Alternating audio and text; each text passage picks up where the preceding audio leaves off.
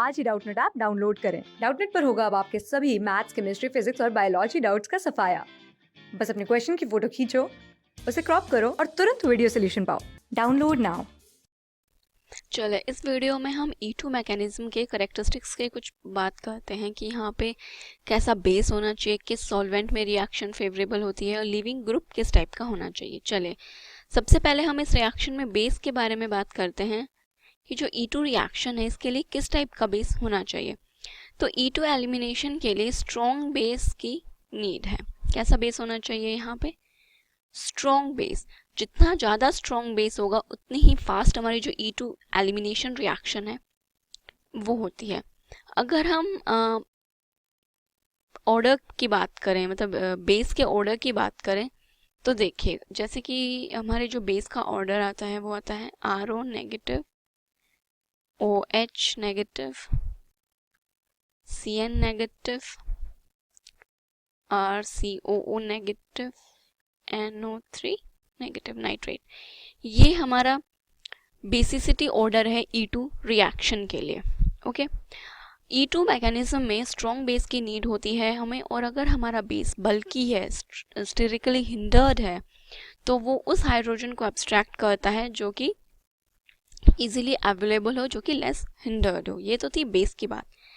अभी अगर हम बात करें कि कौन सा सॉल्वेंट इस रिएक्शन के लिए फेवरेबल है, तो देखिए जो हमारा E2 मैकेनिज्म है, E2 जो रिएक्शन है ये लो पोलैरिटी वाले सॉल्वेंट्स पे करती है। इसमें जो पोलैरिटी है वो क्या होनी चाहिए?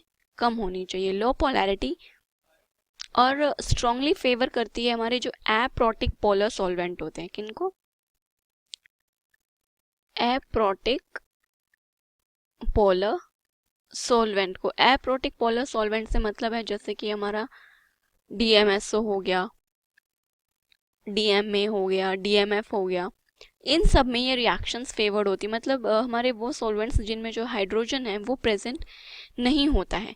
जो हमारे बल्कि जो प्रोटिक पोलर सॉल्वेंट्स होते हैं, प्रोटिक पोलर सॉल्वेंट्स जो होते हैं वो उनमें हाइड्रोजन प्रेजेंट होता है, जैसे कि H2O हो गया या फिर MeOH हो गया। इनमें ये इनको फेवर्ड नहीं करती, क्योंकि जो हमारा बेस होता है वो क्या करता है, इनके साथ हाइड्रोजन बॉन्डिंग कर लेता है। बेस जो है ये बेस को स्टेबलाइज कर देते हैं। बेस जो है हमारा वो क्या हो जाता है, यहाँ पे बेस स्टेबलाइज्ड हो जाता है हाइड्रोजन बॉन्डिंग के through, bye hydrogen bonding. Okay, तो इस वजह से यहाँ पे हमारे जो प्रोटिक पोलर सॉल्वेंट्स होते हैं वो यूज़ में नहीं लाते हैं, हम कभी भी यूज़ नहीं करते उनको E2 मैकेनिज्म के लिए। हम लोग हमेशा एप्रोटिक पोलर सॉल्वेंट्स को यूज़ करते हैं। ठीक है, अब नेक्स्ट अगर हम लोग बात करें लिविंग ग्रुप की, तो कैसे लिविंग ग्रुप इस रिएक्शन के लिए होने चाहिए। तो देखिए हमारी ये वन स्टेप रिएक्शन होती है, बट एक ही स्टेप में सब कुछ मैटर करता है। उसी स्टेप में प्रोटॉन एब्स्ट्रैक्ट होता है, वहीं पे जो लिविंग ग्रुप है वो लीव होता है। तो हमें जो लिविंग ग्रुप है वो बेटर लिविंग ग्रुप होना चाहिए, या फिर कह लो आप एक स्ट्रॉन्ग लिविंग ग्रुप उस रिएक्शन के लिए प्रेजेंट होना चाहिए। ठीक है, अब अगर हम लोग स्ट्रॉन्ग लिविंग ग्रुप की बात कर रहे हैं, तो जो हमारे जैसे कि हमारा जो वीकेस्ट बेस होता है, weakest base strongest leaving group होता है। Weak base is the best leaving group. ठीक है, तो अगर हम हमारे जो हैलोजन एटम्स हैं उनकी बात करें, तो उनमें अगर लिविंग ग्रुप के ऑर्डर की बात करें तो वो होगा iodine, then bromine, then chlorine and then fluorine. ये जो है ये हमारे लिविंग ग्रुप की टेंडेंसी है। बट अगर हम हमारे कुछ और कंपाउंड्स में अगर लिविंग ग्रुप का ऑर्डर देखेंगे, तो देखिए लिविंग ग्रुप का ऑर्डर वो है, वो हम बेसिसिटी के अकॉर्डिंगली बोलते हैं। तो हमारा जो F3CSO3 जो नेगेटिव है ये हमारा सबसे ज़्यादा एसिडिक होता है। ये ज़्यादा एसिडिक है तो मतलब ये बेस कैसा हो गया, उसका कॉन्जुगेट बेस हो गया, तो बेसिक वीक है, ये कम वीक बेसिक है क्योंकि CF3 इससे अटैच्ड है।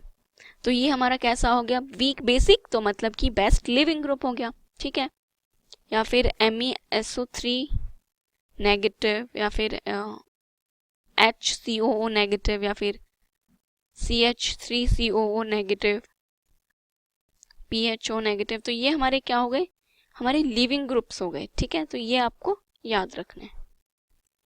चलिए, ये हमारे इस रिएक्शन के कुछ कैरेक्टरिस्टिक्स से बताया हमने कि हमारी जो रिएक्शन है वो कौन से बेस पे, सॉल्वेंट पे और लीविंग ग्रुप की टेंडेंसी पे कैसे डिपेंड करती है, ठीक है। बाकी तो जो हमारी E2 रिएक्शन है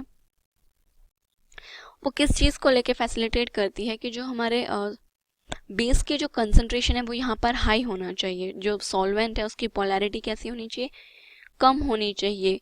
अगर बेस बल्की है, स्टेरिकली हिंडर्ड है, तो हमारा उस टाइम पे हॉफमैन प्रोडक्ट बनता है, सेटजेफ प्रोडक्ट नहीं बनता है। तो ये कुछ चीज़ें हैं जो हमें इस E2 मैकेनिज्म के लिए याद होनी चाहिए। क्लास 6 से 12 से लेके नीट, IIT, जेई मेंस और एडवांस के लेवल तक 10 मिलियन से ज्यादा स्टूडेंट्स का भरोसा। आज ही डाउनलोड करें डाउटनेट ऐप या व्हाट्सएप कीजिए अपने डाउट्स 8400 400 400 पर।